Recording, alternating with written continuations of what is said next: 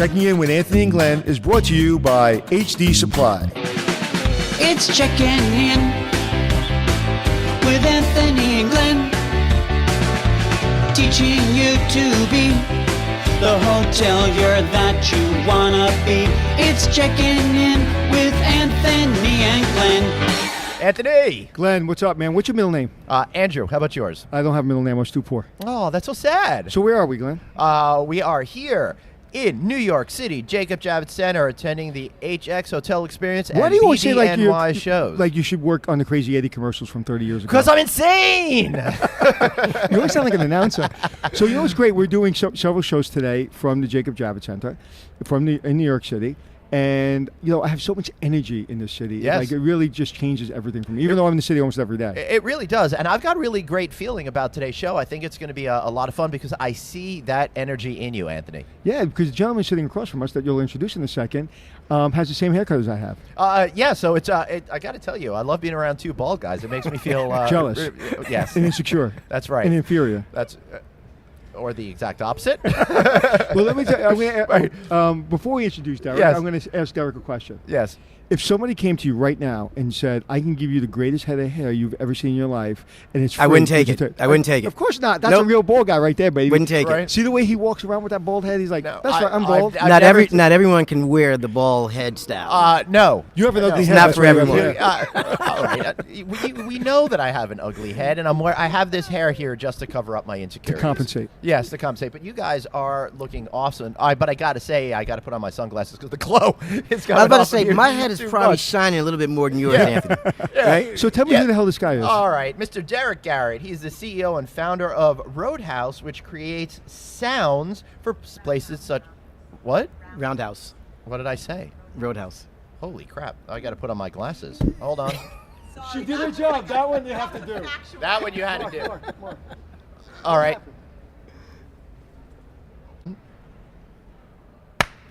All right, so today we're here with Derrick Garrett. He's the founder and CEO of Roundhouse, which creates soundscapes for hotels and I think other things as well. Yes? Yeah, Derrick? I would say 99% of our business, though, is hotels and resorts. Right. And we're starting to branch out, but our focus has been hotels and resorts. Now, I don't care, because what I care about is I'm going to ask you some really tough questions. Okay. Well, I think we should understand first before we start asking No, I don't the care. hardball questions. I don't care. I know you don't care. Right. What he does is he places music in hotels and in hospitality venues and other venues so people can really feel one with the music, correct? Right, that's correct. And it's been proven in the retail environment, if you have the right type of music, people stay longer, they shop longer, they buy longer, and it's probably the same sort of thing that happens within the hospitality world. Or they run away if the music is not correct. That's right. All right. So tell us a little about your company. Okay, so Roundhouse was founded in 2003, but it's gone through a couple different changes. When we started in 2003, we were doing music branding for commercials for television. Mm-hmm. So we used to do a lot of stuff for VH1 promos, like the VH1 Hip Hop Honors. We did all the promos for that. And we also did a lot of work with Ford. So we did the original music package for the Ford Edge launch back in the day. So we started out doing advertise, music branding for different brands. So how'd you get in the hospitality business? So, very good question. So I was actually on my honeymoon at a resort down in Punta Cana, and I was really surprised when we arrived there. The music was actually, it was decent. It was really, really good. And so the first day. And why were you surprised? It was good. Well, because I was expecting. I mean, most hotels and resorts that I went to, it was just horrible. Right. And this actually, the music wasn't so bad. And What would you define as horrible, though? You're in a Mexican restaurant and you're hearing Like techno. like techno, or Yeah, you're hearing Frank Frank Sinatra. Sinatra. Just like the wrong music for the space. In this case, though, they didn't get it. They didn't nail it, but the music was okay. However, by like day 2, I'm like, didn't I hear this song earlier yesterday? By day 3, I could predict the entire playlist. And it drove me nuts. That is so true. I was in Las Vegas a couple of weeks ago, and I was at a particular casino resort, and every 3 hours I heard the same song. I'm like, that's ridiculous. You got to have a 72-hour loop at least. Right. And so at any rate, so later on during that same honeymoon vacation, my wife and I was having breakfast, and I saw this guy, and I was like, wow, he looks important. He had on khakis and shirt. He was dressed really nice. And so I went up to him and I introduced myself, and he happened to be the right guy because he was the GM. So we started to talk, and I was like, hey, I do music and branding. I was like, I can help you. But meanwhile, I had no idea how I could really help him. But during that conversation, I sparked him enough to where he was like, hey, you know what? He was like, here's my card. When you get back to New York, get in contact with me and share more about what you think you could do to help us.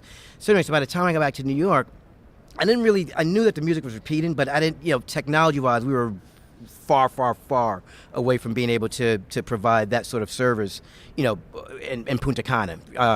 So I was like, wait a minute, what if we created branded music CDs where the guests can bring the experience home? So we actually, so that was the concept that I sent to him. I was like, what if we, curate this, or create this entire CD, all original music, so when the guest is there, they're enjoying the music, now they can bring the experience home. That's a great idea, and one that I used to enjoy often. I don't know if you were a part of it, but brands like Starwood and other major hotel companies started to do that.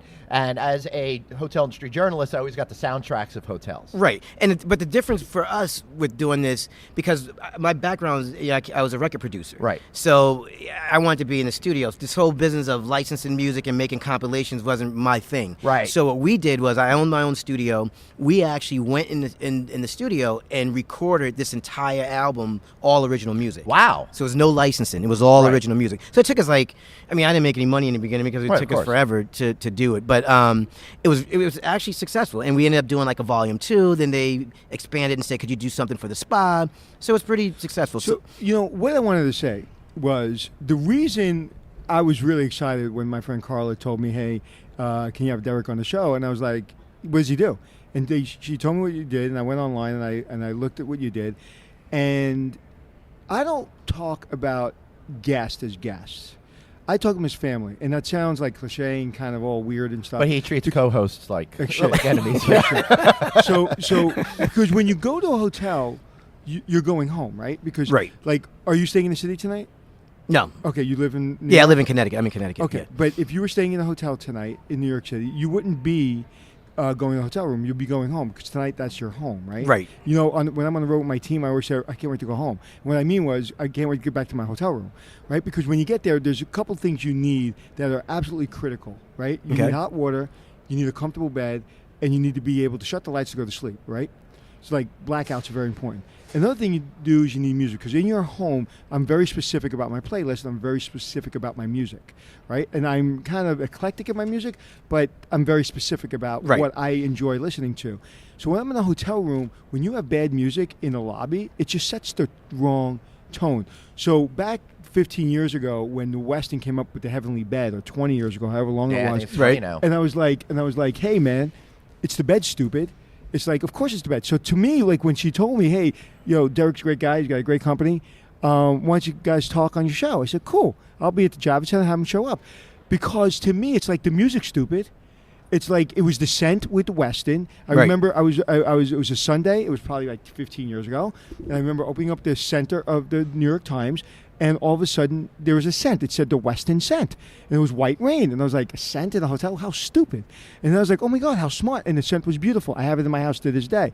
So, oh my God, it's the scent stupid. So it was the bed stupid. It was the scent stupid. Now it's the music stupid. Right. So tell me about how when you came into trying to bring music into the hotel industry, and now where you are, and are people a lot more like, oh my God, that's right, it is the music. Right. Well, we still have a ways to go, because we're still trying to educate people, because not so many people as smart as I am. Exactly. So you get it, but the other 99%, they don't get it. That's why I'm sitting here going, go.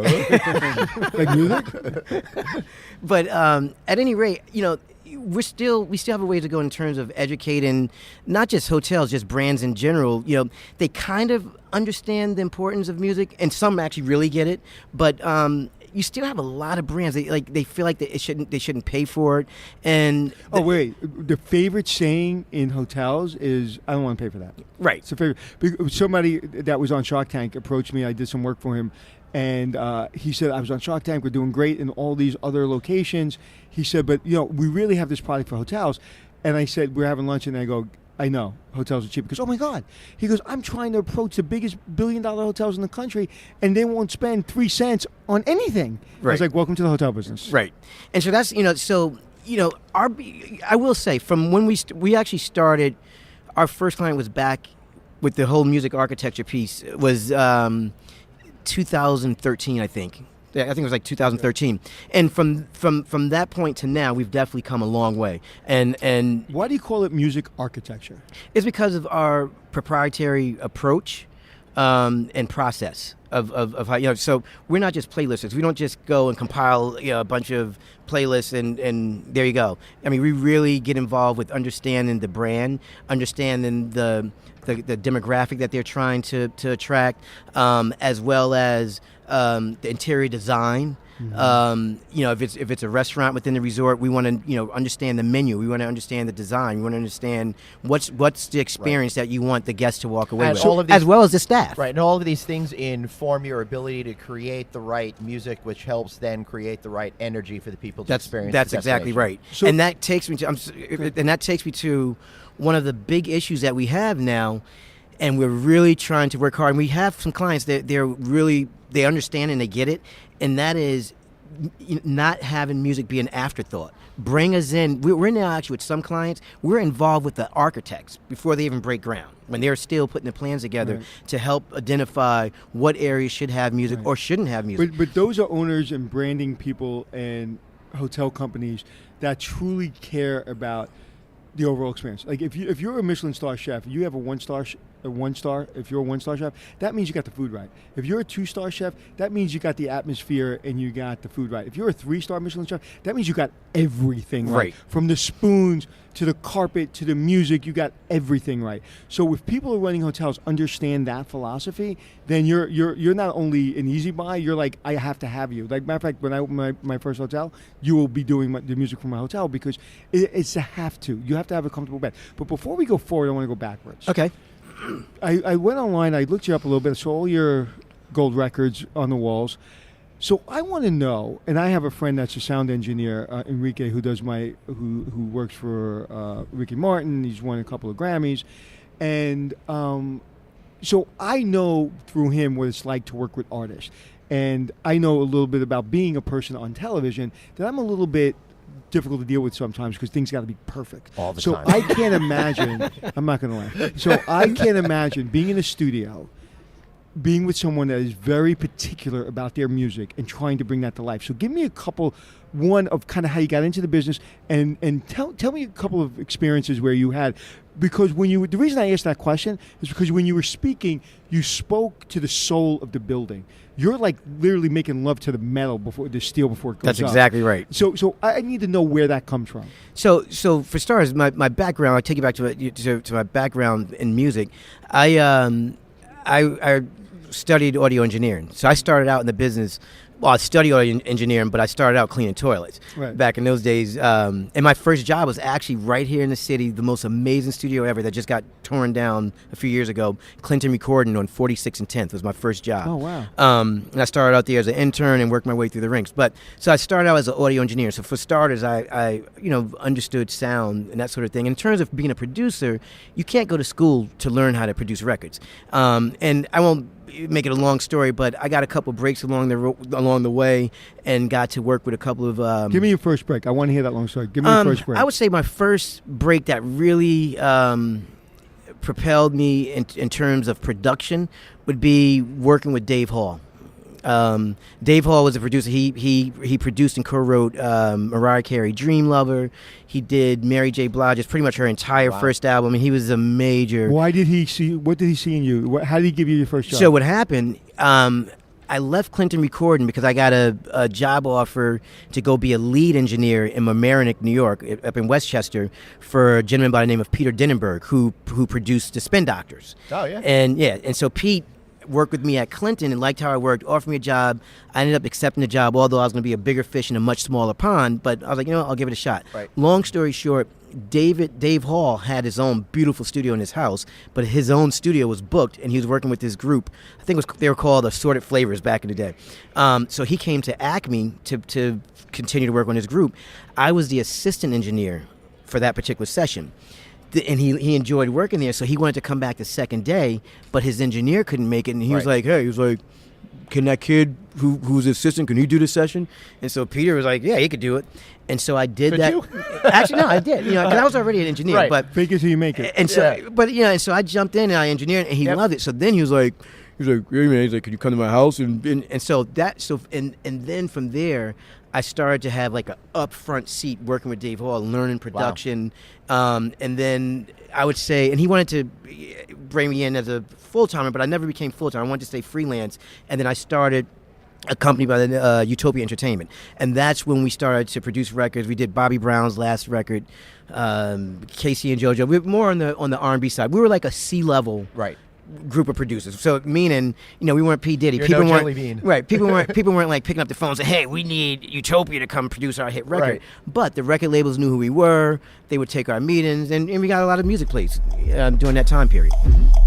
Hey guys, I know this is a great conversation, but we need to hear a word from our sponsor. We'll be right back after this message. Hey everybody, Glenn here. So listen to this. Cobblestone Hotels is celebrating their 10th anniversary, and man, have they accomplished a lot in the last decade.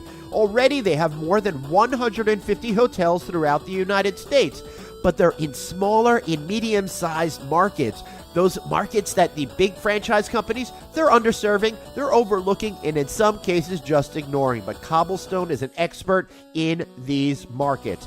And their president and CEO, Brian Wagernes, listen, I've gotten to know him in the last 10 years, and he has worked every job possible, including being an owner and operator. I can personally vouch for how awesome this company is, how awesome he is as an individual, because he understands the importance of finding the right combination of hotel brand and franchise owner. He's also an incredibly dedicated professional.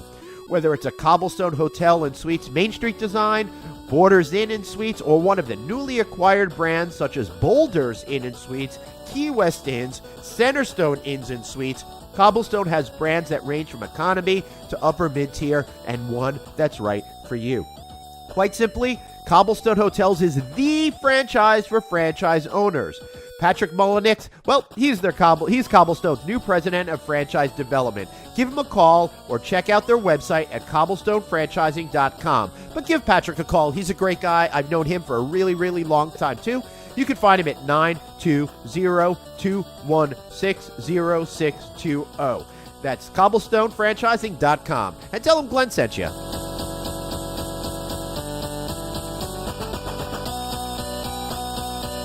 So what was it like being an artist, whether it be Bobby Brown or somebody else, and like, how do you go about trying to produce their record? Like, what do you need from them? Like, what are you doing? How do you compliment them? So you're saying from a production? I don't want to be right. Well, what I'm saying is, people on my set, they know how I work, right? Right. So you have to learn me before you help me, right? Right. So tell me about that process. Right. So I mean, I don't know if I want to drop too many names, but just working with. It's all right. We won't call you out on it. but working with an art, especially in the R&B world back then, it wasn't uncommon for Utopia Entertainment to write the entire song from start to finish, and then we go to the record label, pitch the song for XYZ artist, and they say, oh, yes, it'd be great. And then now you have to produce this artist. This artist now have to take ownership of this song. Right. And so, it could be very difficult. I mean, you would spend time with them in the studio. You would put down reference tracks.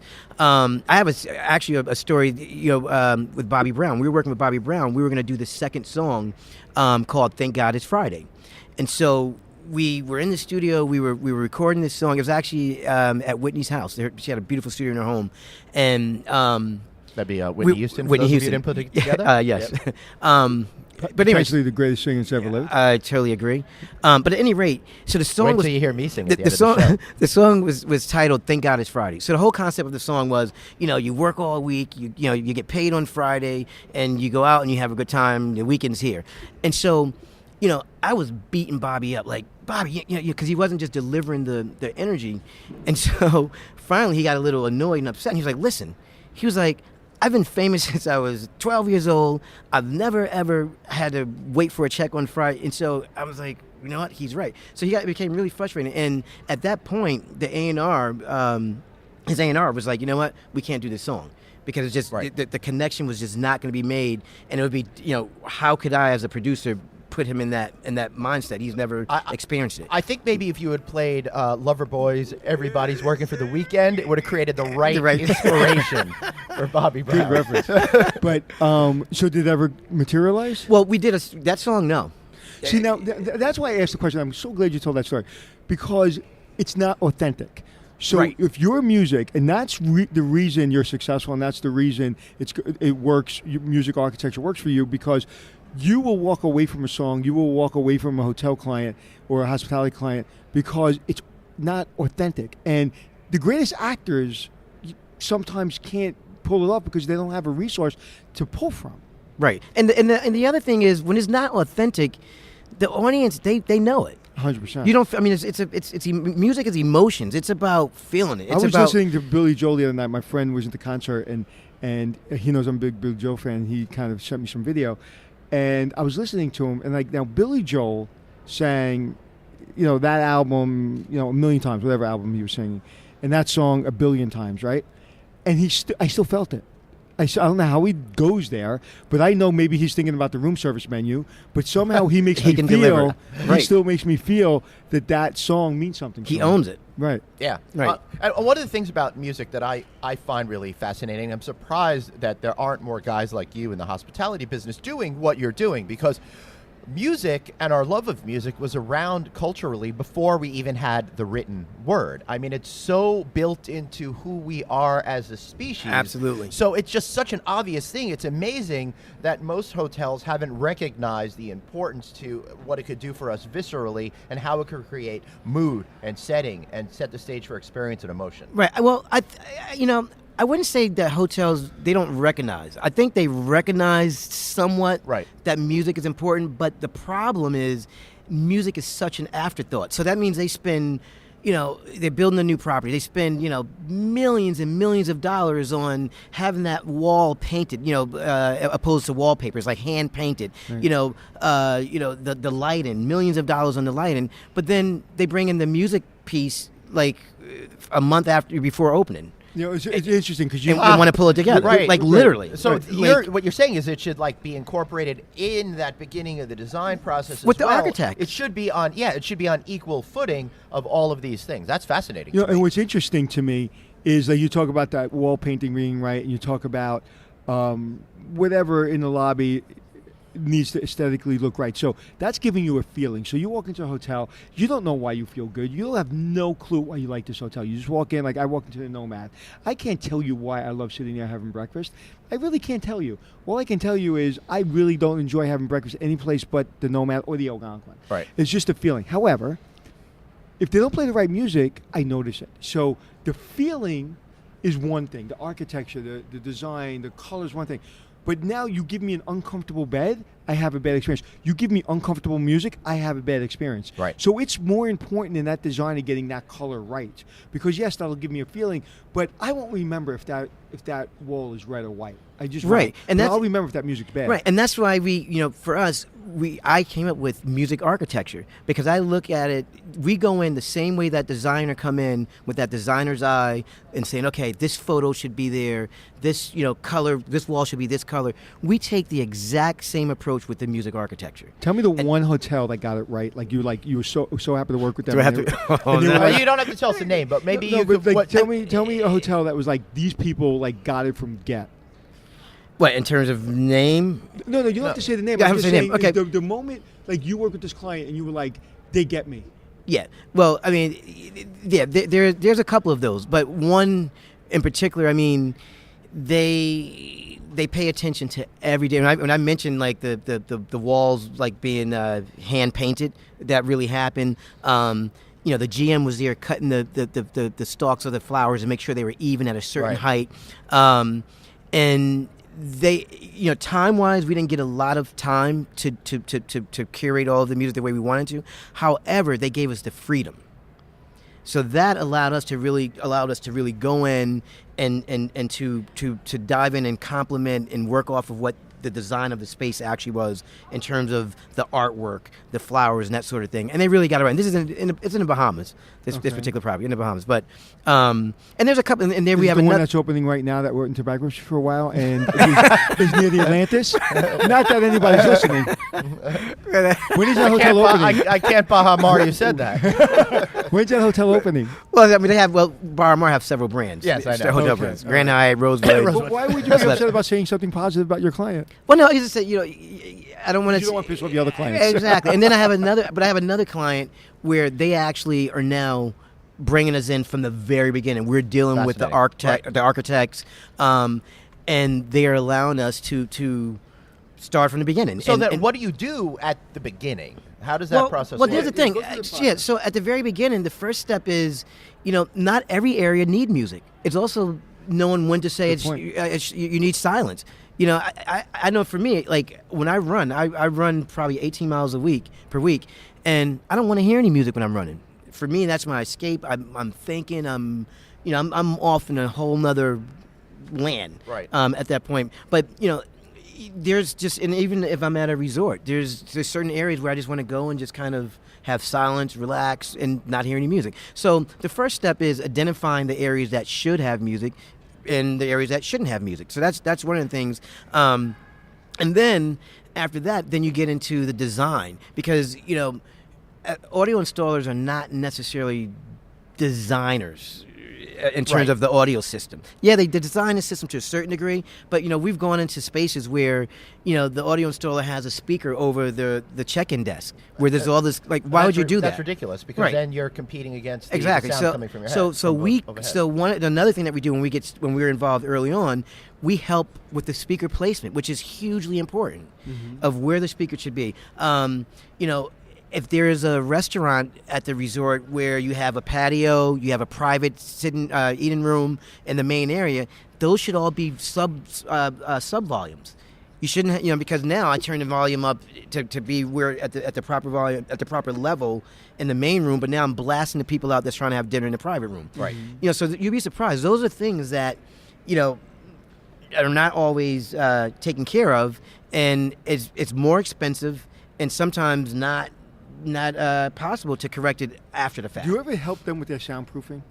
Like help them? Because I hate going to a restaurant, the music's blasting, and it's not even that high. But between the noise because there's no soundproofing. Right. We make recommendations in that area. We definitely make recommendations, but sometimes that's looked upon as crossing our boundaries, but it's really not. Right. But we definitely make recommendations. The music doesn't matter if the soundproofing doesn't work. Right. And so what we do is we spend a lot of time actually tuning the audio system to the room, to the space, which helps compensate a little bit for the lack of For example, there are a lot of restaurants out there that just don't get it right. And it's so loud and so obnoxious that it makes me not want to return again. So they've created a negative where what you're able to do then is turn the music thing into a positive that enhances the experience and makes people want to come back. They may not know it's connected to the audio, but it is definitively talking. Right, and it's funny that you bring that up, because what happens in a lot of cases, people who don't really understand music or not professionals doing what we do,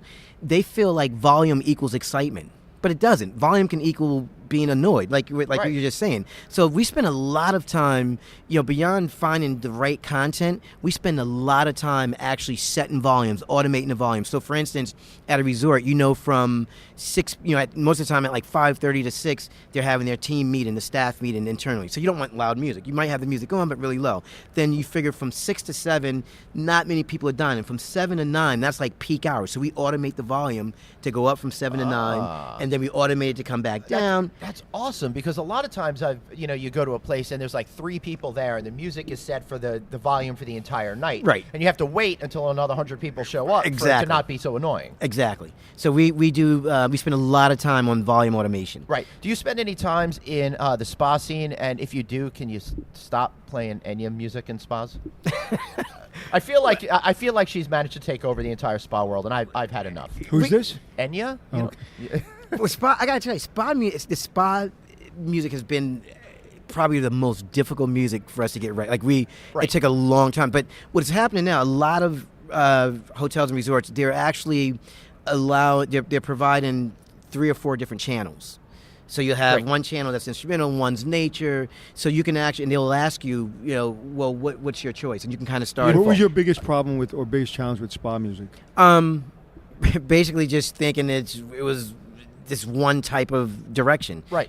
Which is nature. We were, right away we were just like, oh, nature. But we ended up bringing someone in that specialized in the spa business and helped us to realize that there's a whole other world of music out there that some people like. My favorite to get a massage to is Dark Side of the Moon.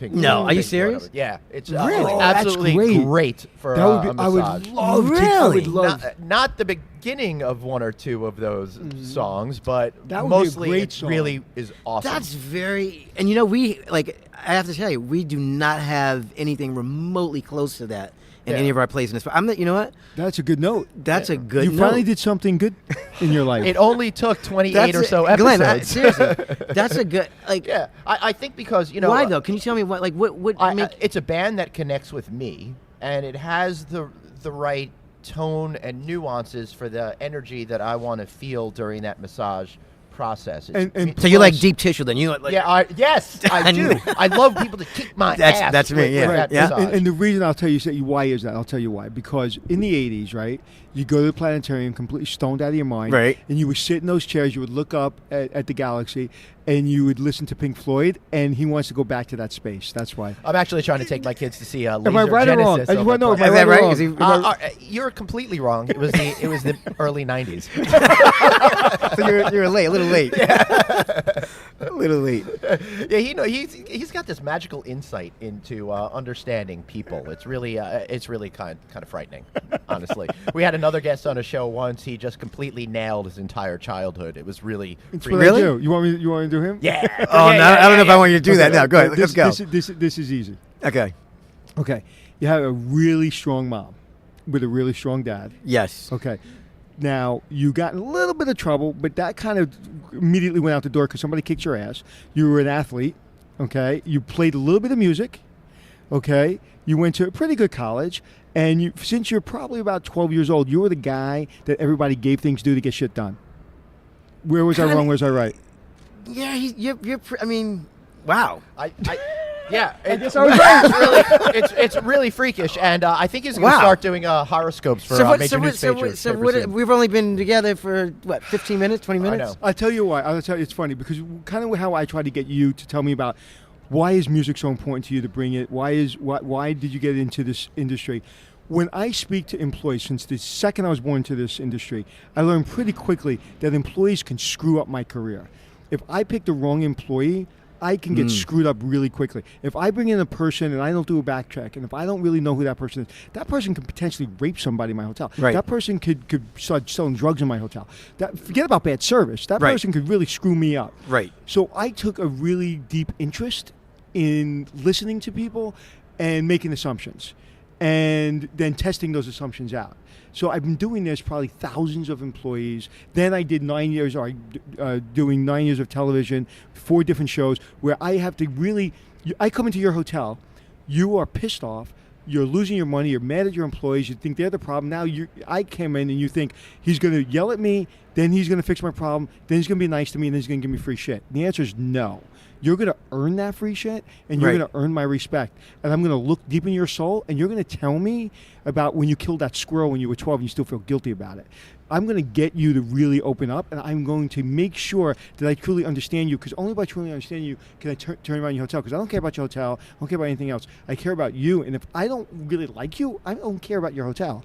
So, it really was kind of like triage. I was doing triage every day. So many people would come on my show and tell my producers, I'm not going to go there with Anthony. I'm not going to cry. I see everybody crying on the show. I'm not crying. Yeah. And 30 seconds later, they're like they're crushed like a walnut. And the only reason is because I look them in the eye and I get to the soul of who they are. Because I care about you. I don't care about my producers. I don't care about getting good ratings. I care about you. And if you're going to fuck with me, I'm going to crush you. Right. And his producer chops onions right near them. As well. Right. So I'm very intense about making sure I don't make mistakes. Like I say, I find my friends quick and I keep them forever, but I don't have a lot of friends. Right. So I take pride in really trying to understand what somebody's motivation is, and that's why, to me, when you're telling me about music architecture.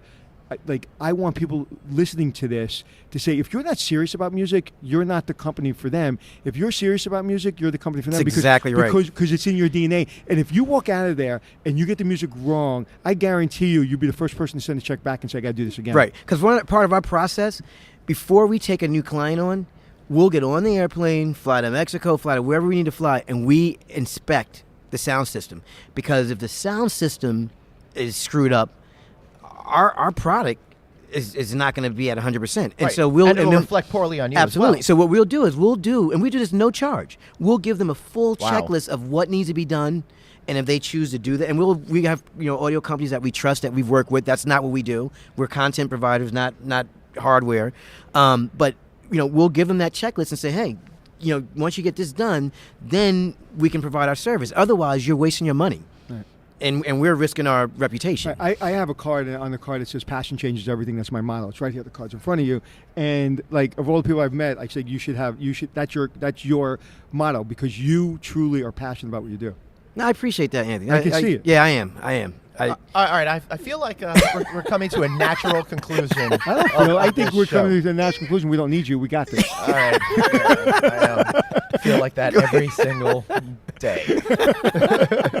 So, Derrick, we like to put people on the spot at the end of our show. Now that you're feeling comfortable and secure, we want to put you off your game. So, not related to what you do for a career, tell us something that we don't know about you. Let's see. Very good. Anything about okay. So, I'll talk about my outlet. Everyone needs outlet. So you run 18 miles a week. Yeah. Well, no, that's to me that's a necessity. Right. Okay. so, that's important. I mean, I enjoy it, but yeah, it's important. But I went out. I convinced my wife. Summer before last. I was like, I need to do more. We have a 7-year-old son, Ethan. I was like, I need to do more outdoorsy stuff with Ethan, and I think we can maybe get this little go-kart and kind of spend some time on that. So she was thinking go-kart. Meanwhile, I was online looking at this big dune buggy. So I convinced. She was like, oh yeah, I think that'd be a great idea. So I got Ethan. We drove up. We saw the go-kart. Right. The $12,000 go-kart. Oh yeah, it was more than that. And then I had to go buy a trailer to trailer. I had to go, and so the day that Ethan and I go to pick it up, we pull up, and my wife, her eyes was the size of the, she was like, this is not a go-kart. It was like a series dune buggy. But at any rate, that's my outlet. So we go up to New Hampshire. So last summer, my brother and my nephew and we hired a tour guide, because you're going to want to get lost out in those mountains. Right. But we did a trip from Gorham, New Hampshire, all the way up to the Canadian border. Wow. In the dune buggy. Yeah.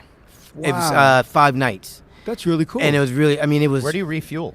That was the thing. You need a tour guide, because it was very strategic. So he would map it out and say, okay, we're going to go from here to here to here, and then we got to go into town here. And get so it was definitely. It's serious, because you get yourself in trouble. Oh, you get yourself. You can't do totally it. Get yourself killed if you're stupid. Absolutely, you can't do it. You can't do it on your own. You need until you get really familiar with the terrain. So, anyways, that's something about myself. A lot of people see me you're into camping out and off-road, terrain driving, whatever. But that's my thing. So, Glenn, yes, tell us something we don't know.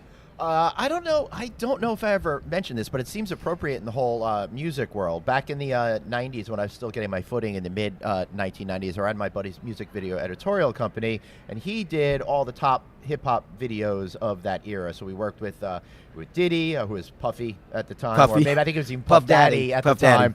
Right? And I worked with Mace and J-Lo's first album, and Redman, and all these great rap guys would come into the studio, and we'd all hang out, and it was definitely great for that. 2 Jewish guys from Long Island were hanging out with all of these rap artists. And, that's awesome. And my buddy was creating all these amazing edits, and it was just fun to be a part of. So that's something. What studio was that? Well, it was he was called Purple Cow Post. Okay. So it was post-production. Post-production, So yeah. he was heavily involved when you said 46 and the 10th. He used to do a lot of jobs over at Sony, which I think was just a couple blocks away from which there. is now gone, right? It's completely gone. I know. Well, he used Hit to do Factory across the street. Yeah, and we used to have to do those stuff where they'd put the picture on the board and they'd have the camera go in and out and all of that kind of stuff to do awesome. some edits and stuff. So it was like right at the beginning of the whole Avid universe and really a real change of how music videos were cut together. It was so much fun seeing all these $1 million videos when they used to spend that kind of money. Was that the Hype Williams days, right? That's when Hype Williams was like, wasn't that like... I think it was a little bit after. After Hype Williams, okay. Yeah, because I think that all the videos got a lot more complex, especially in Puff Daddy's era. When they became mini movies, mini films. Right. They were And films. some of the stuff was amazing. I remember one time he did the theme for the Godzilla movie, and they did the Zeppelin song, Kashmir, and they did a version of Kashmir with Puffy, and that was like a really crazy video. He also did Christina Aguilera stuff, and that beautiful song where she talks about the way people look. You remember that video where it's like the person was anorexic and bulimic, and somebody vaguely, was, like, I don't know that scarred. You're so beautiful. Yes, in I each vaguely and every yes, way, right? Yeah. So he did that. He did all these amazing videos, and it was just so much fun to be a part of. And then sadly, I found myself working with this guy. Derrick, you know something? The Jewish kid got game. Right? He knows what he's talking about. Yeah. Okay, so I want to know something that we don't know about you, Anthony. I am going to tell you something that I don't know, that you don't know. Yeah. And for some reason, the artist literally's name just literally went out of my brain, and it's going to come back. And when I tell you who it is, you're going to say, "How did you forget his name?" But I forgot his name. Elvis? No. Oh my God. Springsteen. What's the genre? He got shot outside the studio. He got shot in Vegas.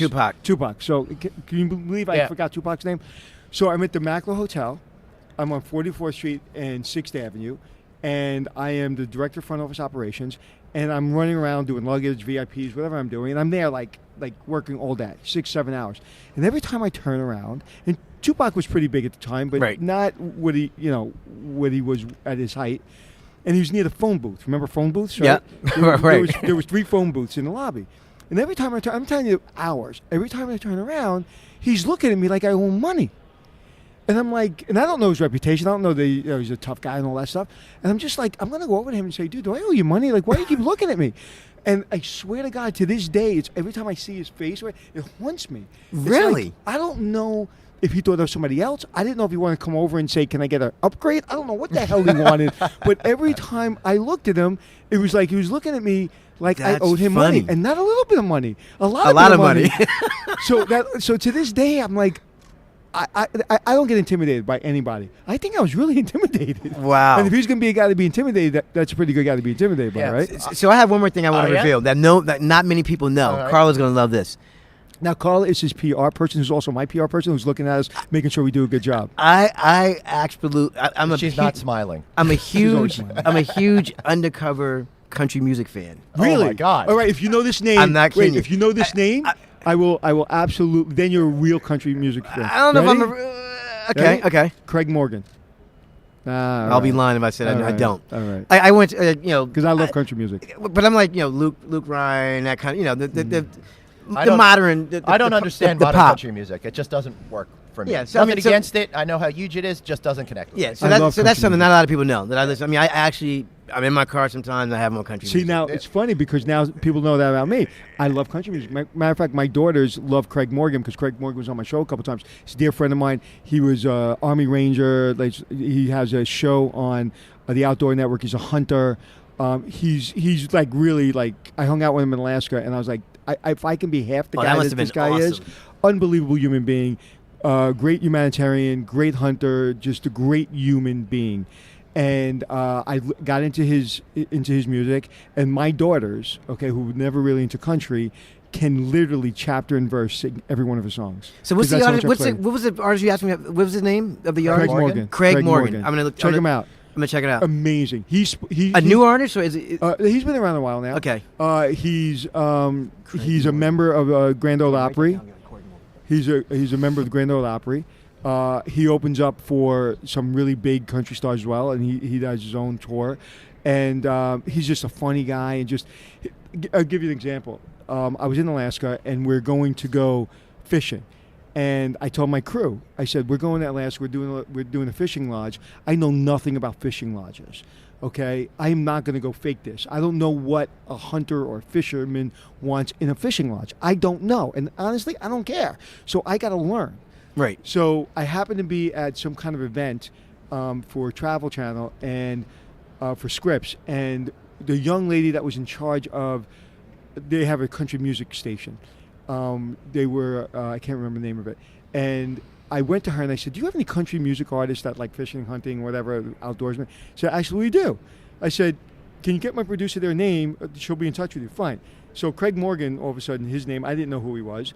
He shows up in Alaska. This guy's an Army Ranger. This guy, he's just like immediately becomes my hero because he was a military guy.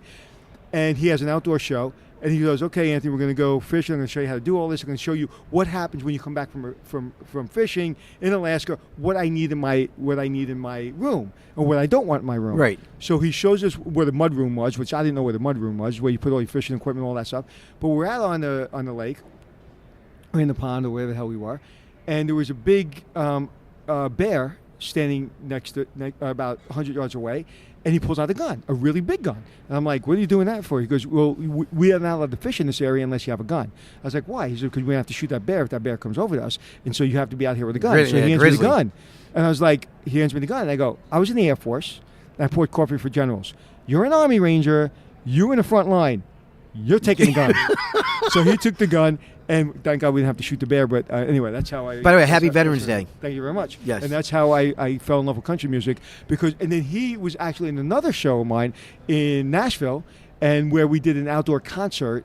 We brought food trucks in. We did an outdoor concert. You can see it on one of my shows. And as soon as he opened his mouth, I was doing something. I was too busy to listen. And all of a sudden I turned around and I was like, holy shit. I've never heard somebody sing like that. He's one of my favorite singers ever. I say it's Frank Sinatra, Billy Joel, Craig Morgan. Okay. Yeah, really amazing So he's in the top 3. Yeah. Carla, do you know? You do? All right, she says she does. Excellent. Yeah. Yeah, she's seen my shows, that's right. And she's seen 2 of my shows. All right, let's wrp up this bad boy. This Love Fest.